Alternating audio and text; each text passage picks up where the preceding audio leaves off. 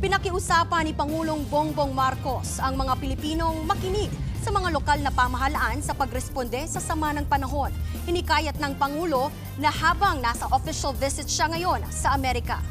Para bigyan tayo ng detalye, live mula sa Washington DC, nasa frontline ng balitang yan, si Maricel Halili. Maricel, ano pa ba ang mga sinabi ng Pangulo riyan? Bago pa nga umalis si Pangulong Bongbong Marcos patungo dito sa Washington para dumalo sa kanyang 3 araw na official visit, nagbili na muna siya sa mga ahensya ng gobyerno dyan sa Pilipinas na tiyaking ligtas ang lahat ng mga residenteng maapektuhan ng masamang panahon. Sa video recording ni Pangulong Marcos, tiniyak niyang naipadala na sa mga apektadong lugar ang relief goods. Pinababandayan din niya ang sapat na supply ng tubig, kuryente at iba pang pangangailangan ng mga sinalanta ng Bagyong Krising, Habagat at low pressure area. Paalala ng Pangulo sa mga apektadong residente. Pakiusap ko lang po sa inyo ay pakinggan niyo po ang mga sinasabing advisory ng inyong LGU, ng national government at pakisundan lang po para naman matiyak natin na hindi kayo malagay sa alanganin.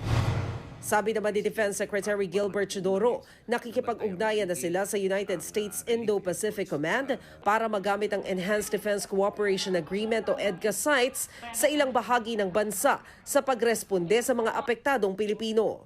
Dito po makikita ng ating mga kababayan ang benepisyo na pakikipag-ugnayan ng mga armed forces para makaligtas sa ating mga kababayan laban sa mga hamon ng kalikasan. Sinabi yan ni na Pangulong Marcos at Chodoro habang nasa 3 araw na official visit dito sa Washington. Sinimula ni PBBM ang araw sa pagbisita sa Pentagon kung saan siya ginawaran ng Enhanced Honor Cordon. Dito siya sinalubong ni U.S. Defense Secretary Pete Hegseth. We do not seek confrontation, but we are and will be ready and resolute.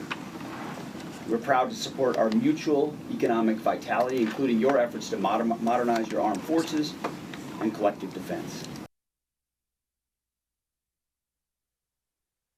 Pagkatapos nga ng bilateral meeting nitong si Pangulong Bongbong Marcos kasama si Defense Secretary Pete Hegseth, nagkaroon din siya ng pakikipagpulong kay U.S. Secretary of State Marco Rubio tungkol pa rin doon sa relationship ng Pilipinas at ng Amerika.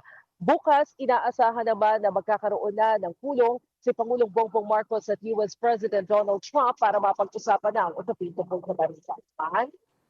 Yan po ang Express Report ni Maricel Halili live mula sa Washington DC sa Amerika. Mga kapatid, Nikki de Guzman po. Para sa pasada ng mga rumaratsyadang balita, mag-follow at mag-subscribe na sa social media pages ng News 5.